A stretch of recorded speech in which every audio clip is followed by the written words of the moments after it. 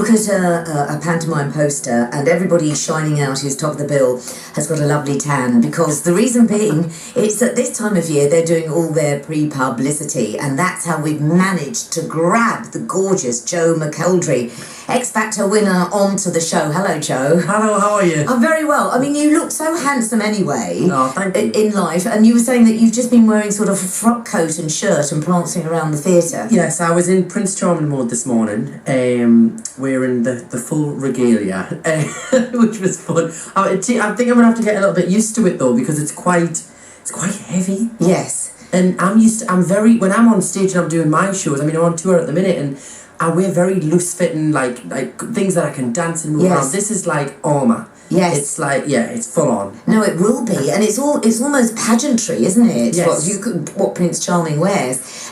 We must say this is on at the Beck in Hayes, so we'll give all the details in a moment. But Cinderella has to be, I think, and I was boasting to you because I've done 18 pantos.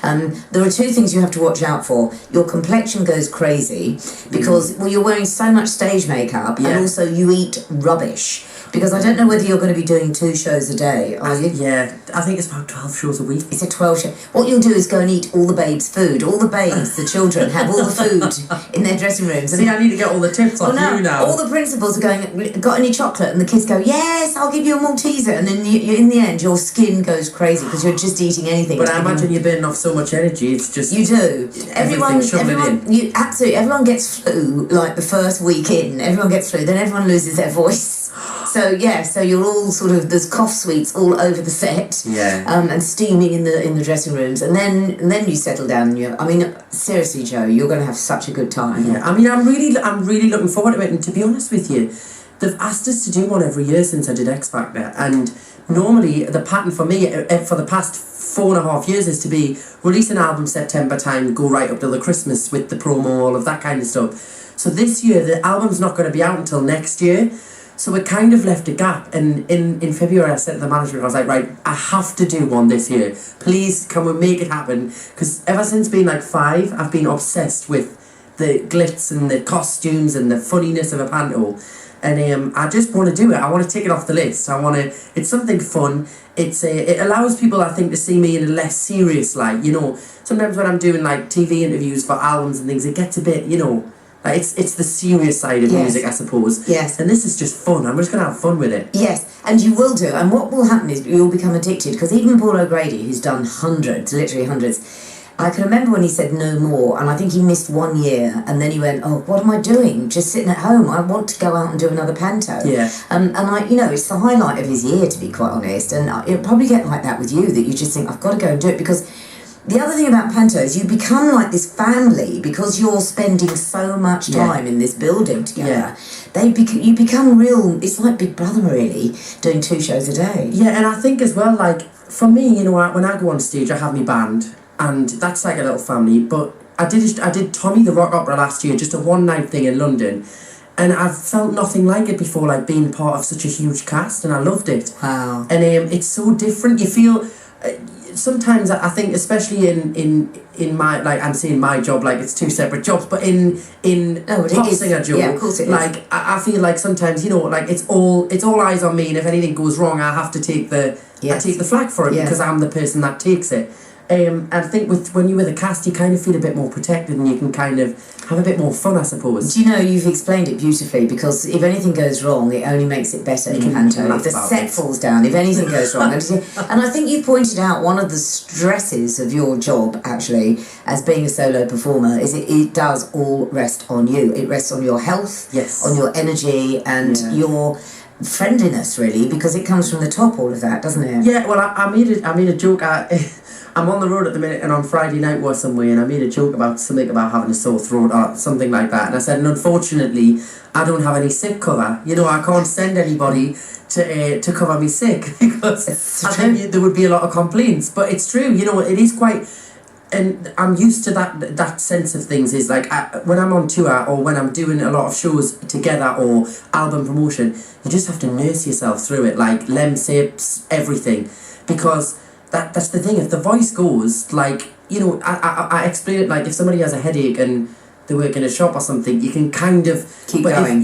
But if my voice goes, I can't And I get really frustrated if it goes out. It's really annoying. Dan, my producer sitting behind, knows where this is going because I keep going. All these singers I interview say I'm so worried about my voice. There's a steamer. Have you used the steam? Steam is the China steamer. China great. Steamer, they. But isn't it? It's great. It's great. It's simple and it's so effective. It works. It's interesting, Joe, that there have been lots of winners from reality series, and they come and go, and you're still there, and your fans are still as strong as ever, and your popularity is as strong as ever. What is that? Is that because you're very focused on your career and you don't get distracted? I mean, I'm not going to sit here and say like that there hasn't been hurdles. I've had some big hurdles thrown. I parted ways with Psycho, the first label, and then I was very fortunate enough to be invited, really, to be asked to go on Popstar Opera Star by ITV and did that show, and that worked really well. And I think that was when I first met you. With the classic and I'm album. sorry to butt in, but I mean that for everybody proves the power of your voice, because you can't cheat, can you? In that, not at all. It was there, and unless you had the strength of voice to go to succeed in the way you did, you'd never have got to the end of that. That was just. And I remember you saying to me, it made your voice even stronger during that. I learned so much, and it was a risk to do, really, because if I had have gone on there and it had been really bad, it would have been pretty embarrassing, because there was already an expectation from X Factor and from kind of people had seen us before on TV.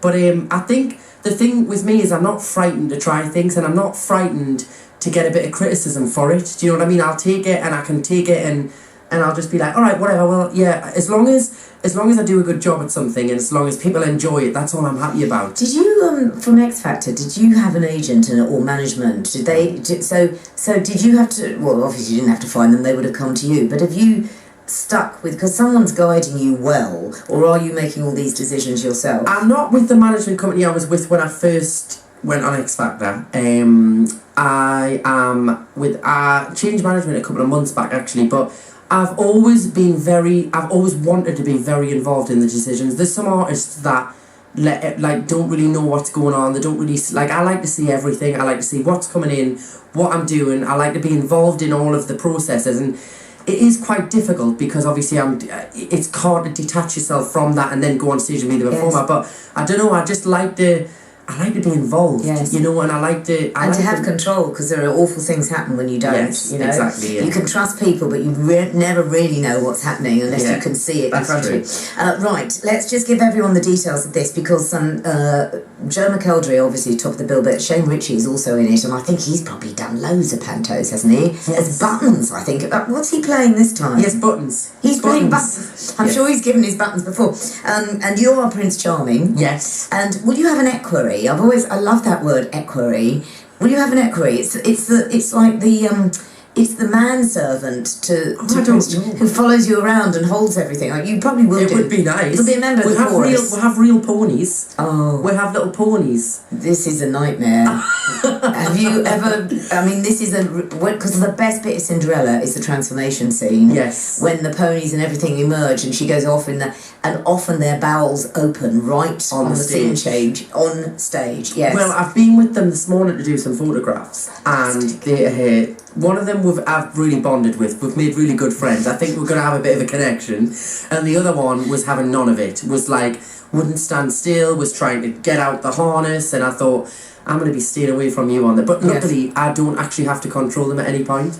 I'm just But they're stood there. Joe, I did Cinderella in Bognor. This is when I was my career was really on the way down, and they put the ponies, they were kept in the car park, but one of them had mange, and I had, for the first time in my life, #1 dressing room, and they brought the pony in to share my dressing room so that its mange wouldn't get any worse, and tied it to my sink.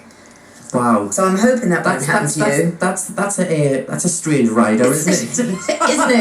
Must have the pony tied to the dressing room, tied to the sink. Right. The Beck Theatre in Hayes, you can see the wonderful Joe McElderry, and the thing is, if you have a cast like this, it will sell out, because it's also a catchment area for all the way around the M25, so you need to book. Yes. It runs from the 14th of December to the 5th of January.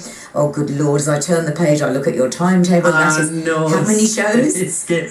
I think, well, there's 12 a week, and I think it runs for about 3 3 to 4 weeks. So there you go. You're going to have to drink the old vitamin C. Drink the old vitamin C back. Right, you can book online now, which is becktheatre.org.uk. Book online now, or you can call the box office 0208 561 8371 0208 561 8371 to see Cinderella starring the wonderful Joe McElderry and Shane Ritchie.